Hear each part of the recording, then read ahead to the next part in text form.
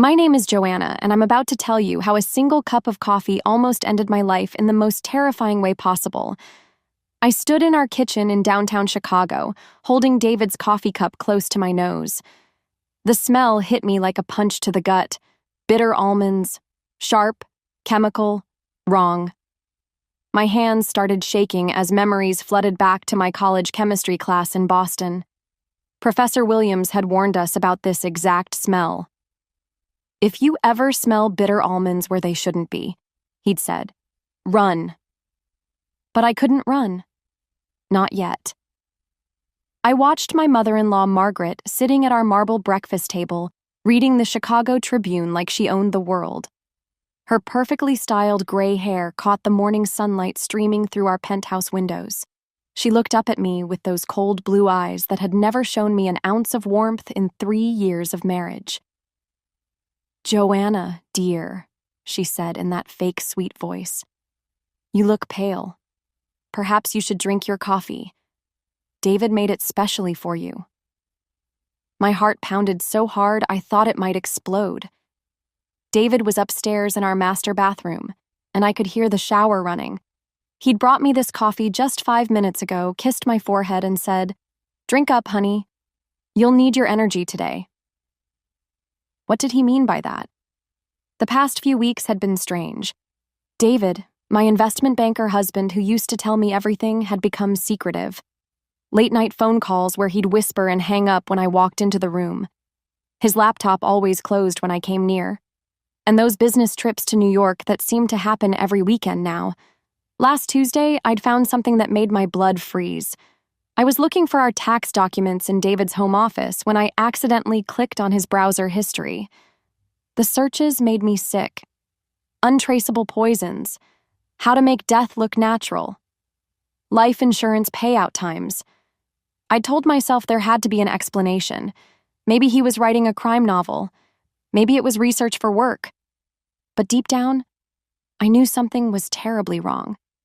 Now, holding this coffee that smelled like death, everything clicked into place. Margaret was still watching me, waiting for me to drink. Her thin lips curved into what might have been a smile, but her eyes stayed cold as winter in Lake Michigan. "I'll drink it in just a moment," I said, forcing my voice to stay steady. "I want to get you some fresh coffee first. Yours must be getting cold." I walked to the counter, my legs feeling like jelly. "Think, Joanna, think." I grabbed the coffee pot with one hand while keeping David's cup in the other. When Margaret looked down at her newspaper, I made my move. In one quick motion, I switched our cups. Margaret's cup now sat in front of me, and David's poisoned coffee was in front of her. My heart hammered against my ribs as I sat back down. Margaret picked up what she thought was her cup and took a long sip. Then another. "Much better," she said. "David always did make excellent coffee. It's one of the few things he learned properly." I pretended to drink from Margaret's cup, barely letting the liquid touch my lips. The coffee was normal. Just coffee. No bitter almond smell. No chemical taste. 15 minutes passed. Margaret kept drinking and reading her paper. I kept pretending to drink while watching her carefully. Then I saw it. A slight tremor in her hand as she turned the page. She blinked several times like she was having trouble focusing. 25 minutes. Margaret's breathing became shallow. She put down her coffee cup with shaking fingers. "I feel," she started to say, then stopped. Her face had gone pale, almost gray. 30 minutes exactly. Margaret's eyes went wide with panic. She tried to stand but stumbled, gripping the table for support. "Joanna," she gasped, "something's wrong. I can't breathe properly." That's when she collapsed. What do you think happened next? Drop a comment below and let me know if you've ever had a gut feeling that saved your life. The sound of Margaret's body hitting our marble floor echoed through the penthouse like a gunshot. Her coffee cup shattered beside her, sending dark liquid spreading across the white tiles like spilled blood. "Margaret!" I screamed, rushing to her side. But inside, my mind was racing with cold calculation. I had to act shocked. I had to seem innocent. Margaret's eyes were wide with terror, her mouth opening and closing like a fish out of water. Her perfectly manicured fingers clawed at her throat as she struggled to breathe. Foam started forming at the corners of her mouth. "David," I yelled toward the stairs. "David, come quick. Something's wrong with your mother." I heard the shower turn off upstairs, then David's feet pounding down the hardwood steps. He appeared in the kitchen doorway wearing only a towel, water still dripping from his dark hair. "What happened?" he asked, but something in his voice sounded wrong. Not surprised enough. Like he was reading lines from a script. "She just collapsed," I said, kneeling beside Margaret. "She said she couldn't breathe, and then she fell." David pulled out his phone and dialed 911. "Yes, we need an ambulance at the Millennium Tower, penthouse level. My mother collapsed and she's having trouble breathing." While he talked to the operator, I watched Margaret's face turn blue. Her breathing became more and more shallow. The bitter almond smell still lingered in the air from the spilled coffee. "They'll be here in 5 minutes," David said, hanging up. He knelt beside his mother, but I noticed he didn't touch her. He didn't try to help her breathe or check her pulse like any normal son would do. "I'm going to get dressed before the paramedics arrive," he said, standing up. "Stay with her." The moment David disappeared upstairs, I knew I had maybe 3 minutes to find proof of what he'd done. I ran to his home office down the hall, my bare feet silent on the cold floor. David's desk was usually locked, but in his panic, he'd left it open. I pulled out the drawers one by one, searching frantically. In the bottom drawer, hidden under some old bank statements, I found it. A small glass bottle with a white label. "Potassium cyanide. Danger. Poison." My hands shook as I read the warning labels. This was what had been in my coffee. This was what David had planned to kill me with. But that wasn't all. Underneath the bottle was a manila folder marked, "Life Insurance, Joanna Chen." I opened it with trembling fingers. $2 million. David had taken out a life insurance policy on me just 6 months ago, and I'd never known about it. My stomach dropped even further when I saw the next document. Love letters. Dozens of them, written in David's handwriting to someone named Lisa. "My darling Lisa," one began. "Soon we'll be free to be together. Joanna won't be a problem much longer. Mother has the perfect plan." Mother has the perfect plan. Margaret knew. Margaret was part of this. I heard sirens getting closer and David's footsteps upstairs. I quickly took photos of everything with my phone, then put the documents back exactly where I'd found them. When I got back to the kitchen, Margaret was barely breathing. Her lips were completely blue now and her eyes had rolled back in her head.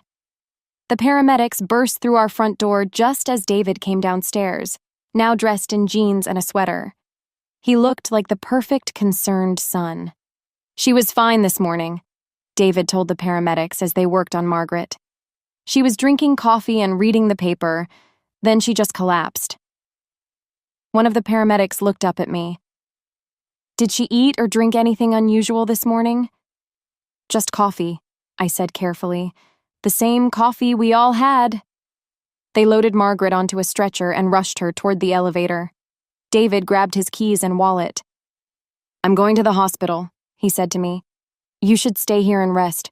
You look shaken up." After they left, I stood alone in our kitchen, staring at the broken coffee cup and the puddle of poisoned coffee on the floor. The coffee that was meant for me. The coffee that should have killed me instead of Margaret. My phone buzzed with a text from an unknown number. "Meet me at Northwestern Memorial Hospital, 3rd floor waiting room, come alone. You're in more danger than you know. A friend." Who do you think sent that mysterious text? Comment below with your theories. I drove through the busy streets of Chicago with my hands gripping the steering wheel so tight my knuckles turned white. The mysterious text kept flashing in my mind as I pulled into the Northwestern Memorial Hospital parking garage. Who knew I was in danger? And how did they get my number? The 3rd floor waiting room smelled like disinfectant and fear.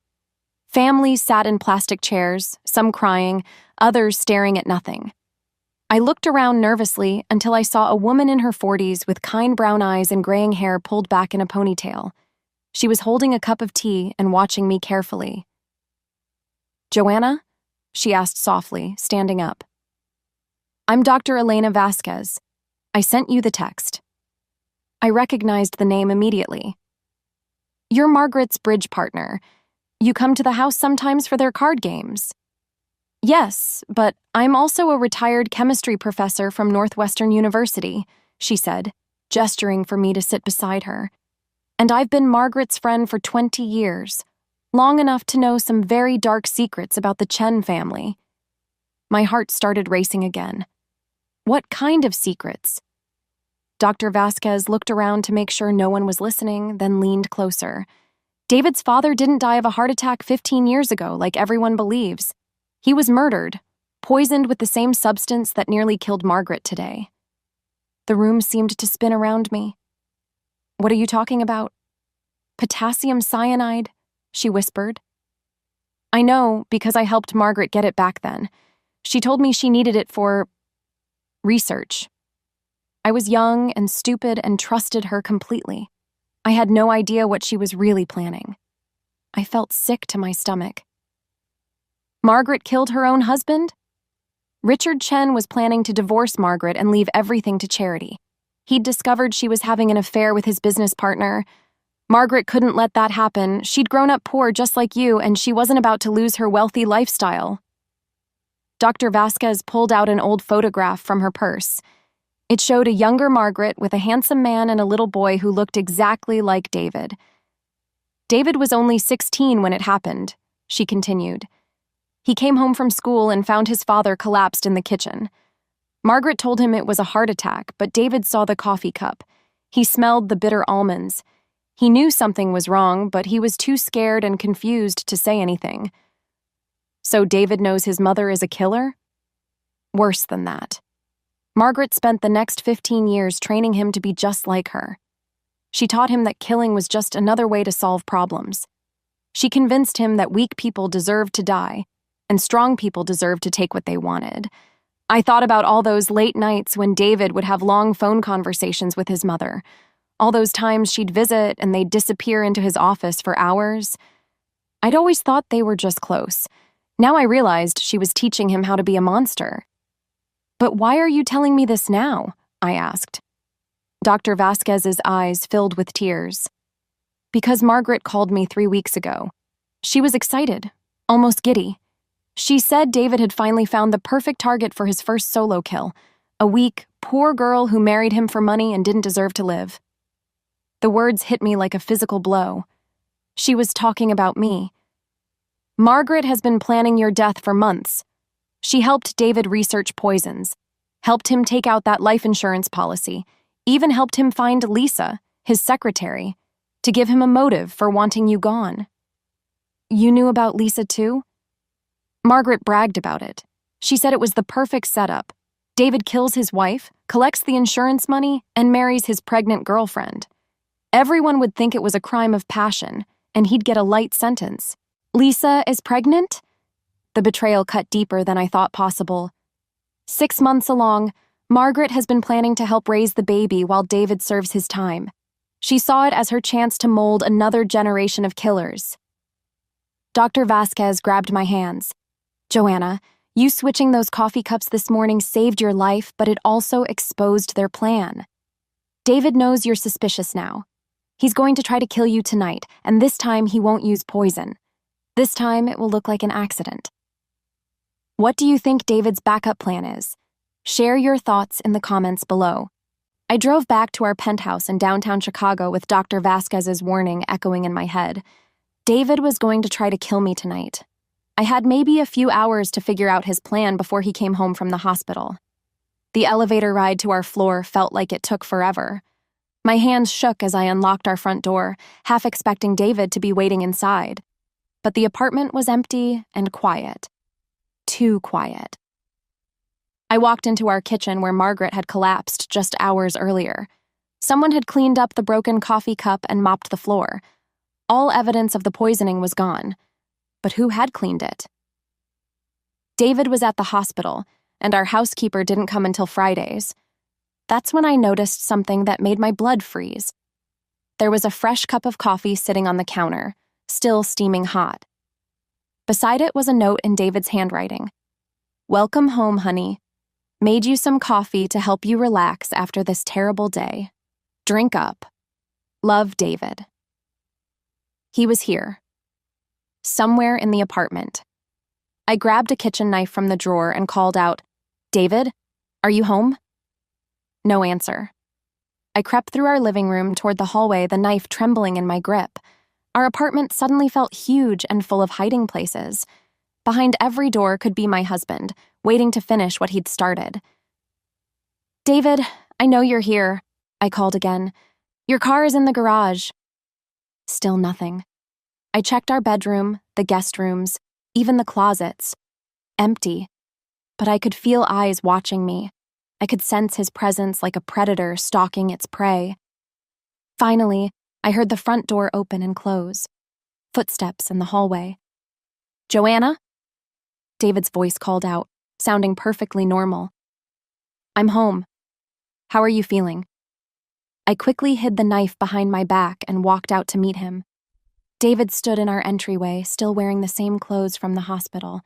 His face looked tired and sad, like a grieving son. "How's your mother?" I asked, trying to keep my voice steady. "She's stable, but the doctors don't know what caused her collapse. They're running more tests." His eyes moved to the coffee cup on the counter. "I made you some coffee before I left. You should drink it while it's still warm." "That's so sweet of you," I said, walking toward the kitchen. "But I'm not really thirsty right now." David's jaw tightened slightly. "You should drink it, Joanna. You've had a shock today. The caffeine will help." I picked up the cup and pretended to take a sip, but kept my lips closed. The coffee smelled normal this time, but I wasn't taking any chances. "Actually, I think I'll save it for later," I said, setting it back down. "I want to take a shower first." "No." David's voice was sharp now, dropping the caring husband act. "Drink the coffee now." We stared at each other across our kitchen island. The mask was finally slipping from his face, and I could see the cold killer underneath. "Why, David?" I asked quietly. "Why do you want me to drink it so badly?" He smiled, but it wasn't the warm smile I'd fallen in love with 3 years ago. This smile was empty and cruel, just like his mother's. "Because, my dear wife, you've caused me a lot of trouble today.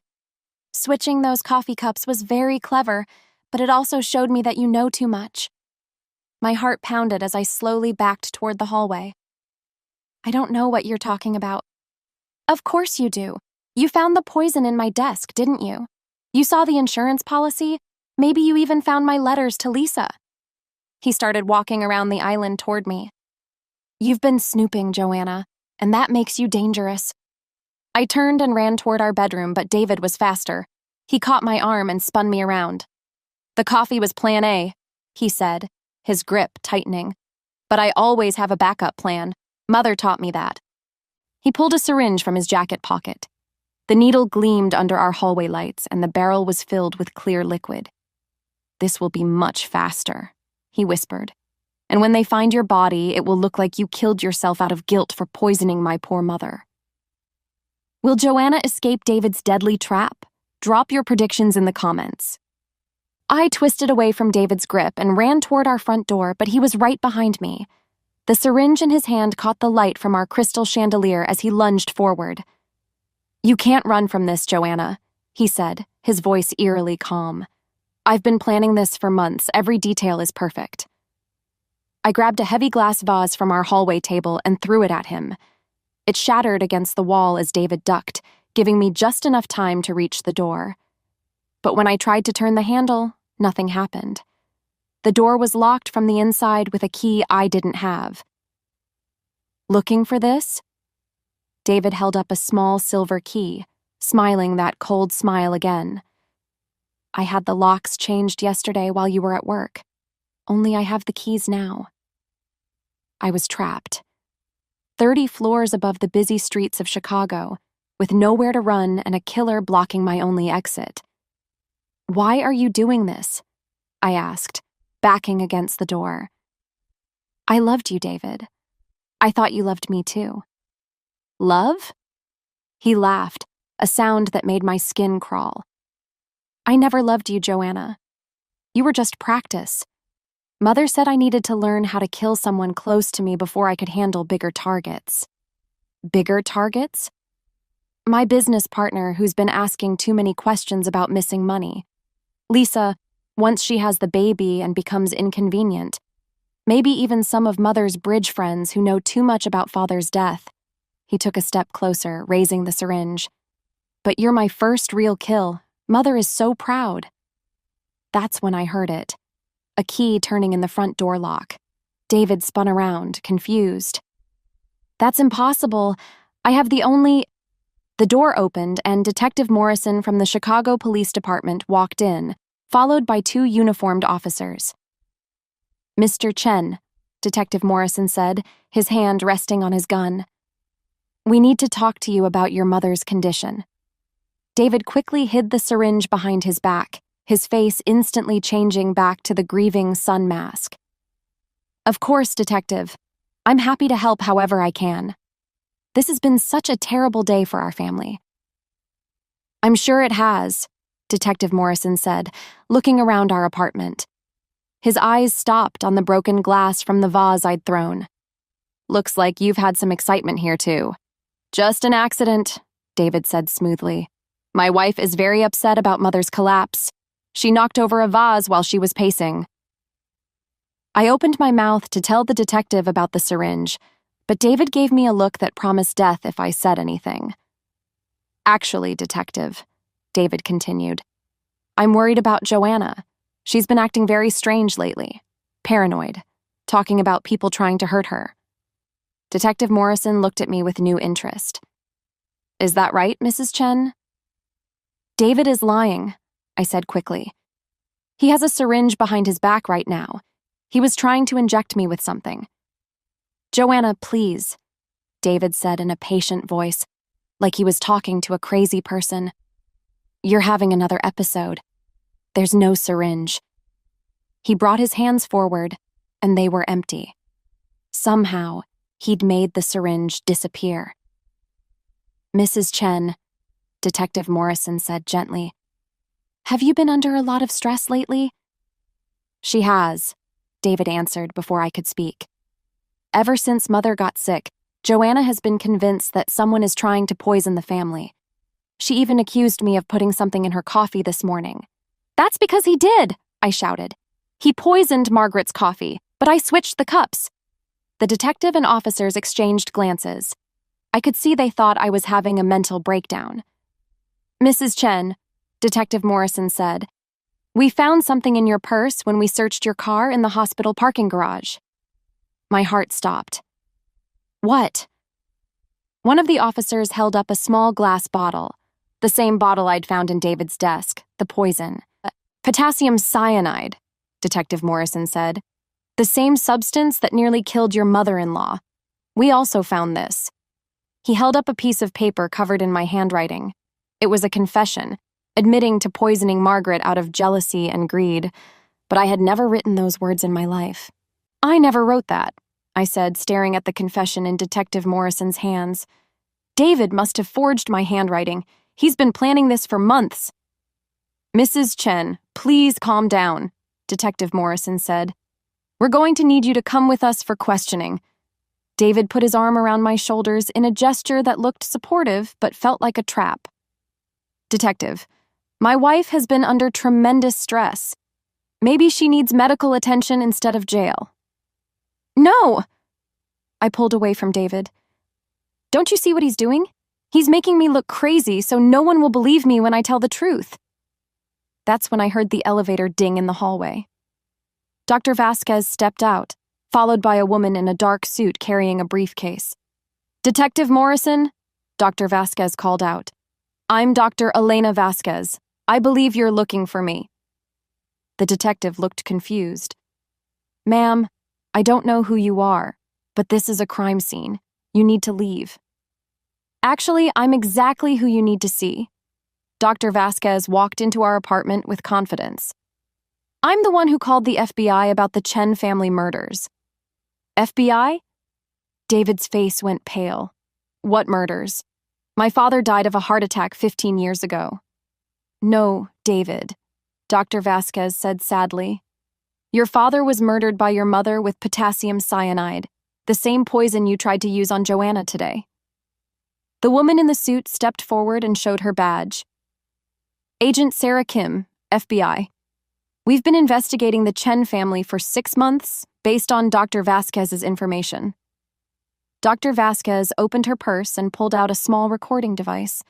I've been wearing this wire for weeks, documenting conversations with Margaret about her plans to help David kill his wife. She pressed play, and Margaret's voice filled our apartment. The girl is too suspicious, Elena. David needs to kill her soon, before she figures out what really happened to Richard. I've taught him everything I know about making murder look like suicide. David's mask finally cracked completely. You recorded my mother? You betrayed her? I couldn't let you kill an innocent woman, Dr. Vasquez said. Just like I should have stopped Margaret from killing your father all those years ago. Agent Kim pulled out handcuffs. David Chen, you're under arrest for attempted murder, conspiracy to commit murder, and insurance fraud. This is insane, David shouted as the handcuffs clicked around his wrists. Joanna is the one with the poison. She's the one who tried to kill my mother. Actually, Agent Kim said, we found your real hiding place, David. The storage unit you rented under a fake name in Naperville. Enough poison to kill dozens of people, along with detailed plans for murdering your business partner, your secretary Lisa, and several other people. My legs felt weak. Lisa? You were planning to kill Lisa too? She was getting too demanding, David said with a shrug, his caring husband act completely gone now. Threatening to tell you about the baby unless I divorced you immediately. Mother said pregnant women make terrible witnesses anyway. Dr. Vasquez turned to me with tears in her eyes. Joanna, there's something else you need to know. We found your real confession letter in David's storage unit, the one he wrote in your handwriting, planning to leave beside your body. Agent Kim handed me a piece of paper. It was my handwriting, but the words made me sick. I can't live with the guilt anymore. I killed Margaret because I was jealous of David's love for his mother. I killed myself because I can't face prison. Please forgive me. He's been practicing your handwriting for months, Dr. Vasquez explained. We found dozens of practice sheets. He was going to inject you with poison, then leave this note to make it look like suicide. Detective Morrison looked embarrassed. Mrs. Chen, I owe you an apology. The evidence we found in your car was planted. We should have investigated more thoroughly. As they led David toward the elevator, he turned back to look at me one last time. You think you've won, Joanna? Mother taught me well. Even from prison, I'll find a way to finish what I started. Agent Kim stepped between us. Mr. Chen, I'd suggest you worry more about your mother. She's awake now and she's talking. A lot. David's face went white as the elevator doors closed. 6 months later, I stood in the Cook County Courthouse in downtown Chicago, watching David being led away in handcuffs after receiving 3 consecutive life sentences. The judge had called him a cold-blooded killer who showed no remorse for his crimes. David never looked at me during the entire trial, but I could feel his hatred burning across the courtroom. Margaret had died 2 weeks after drinking the poisoned coffee, but not before confessing everything to the FBI. In her final days, she revealed the locations of 3 other bodies, including David's father, who had been buried in a forest preserve outside the city. She also admitted to training David since he was 16, teaching him that killing was just another business skill. Some people are born to be victims, she had told Agent Kim from her hospital bed. Others are born to take what they want. I was teaching David to be a survivor. The trial had been a nightmare, but it was finally over. David would never hurt anyone again. Dr. Vasquez walked up to me as we left the courthouse. She had become my closest friend during these terrible months, helping me heal from the trauma of discovering that my husband had never loved me and had spent our entire marriage planning my death. "How are you feeling?" she asked, linking her arm through mine as we walked down the courthouse steps. "Free," I said, and I meant it. For the first time in 3 years, I feel completely free. The Chen family fortune had been massive, but I learned that David's father had written a secret will before his death, leaving everything to charities that helped abuse victims. Margaret had hidden the will for 15 years, but the FBI found it during their investigation. I decided to honor Richard Chen's wishes and donated every penny to organizations that helped women escape dangerous relationships. I kept only enough money to start over somewhere new. 3 months ago, I moved to Portland, Oregon, where nobody knew my story. I rented a small apartment near the river and got a job as a counselor at a women's shelter. Every day, I helped women who were trapped in situations like mine, women who needed someone to believe their stories and help them find the strength to escape. Today was special because I was meeting with a new client named Maria. She had called our hotline last night, whispering that she thought her boyfriend was trying to poison her food. Her story sounded so familiar it made my heart ache. "He's been acting strange lately," Maria told me as we sat in my office, "making me special meals and getting angry when I don't finish everything. Yesterday, I found rat poison hidden in his closet." I looked into her frightened brown eyes and saw myself 6 months ago, scared, confused, but smart enough to trust her instincts. "Maria," I said gently, "I want you to know that I believe you, and I want to tell you something that might save your life." I spent the next hour teaching her everything Dr. Vasquez had taught me: how to document evidence safely, how to contact the police without her boyfriend knowing, how to trust the voice inside her head that was screaming danger. "You said you found rat poison," I told her. "That's not a coincidence, that's a plan, and you recognizing it means you're already smarter and stronger than he thinks you are." By the end of our session, Maria had a safety plan and the phone number for a safe house. She also had something else that was even more important: the knowledge that she wasn't crazy and she wasn't alone. As she left my office, Maria turned back to me. "How did you know so much about this? About what it feels like to live with someone who wants to hurt you?" I smiled, thinking about how far I'd come from that terrified woman in the Chicago penthouse. "Because I survived it too. And if I can survive it, so can you." That evening, I sat on my apartment balcony overlooking the Willamette River, drinking tea and watching the sunset. My phone buzzed with a text from Dr. Vasquez.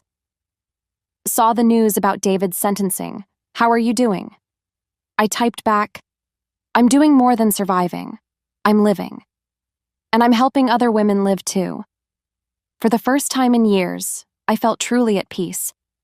David had tried to destroy me, but instead, he had made me stronger. Every woman I helped escape was proof that his evil had been turned into something good. The bitter taste of betrayal was finally gone, replaced by the sweet knowledge that I had found my purpose.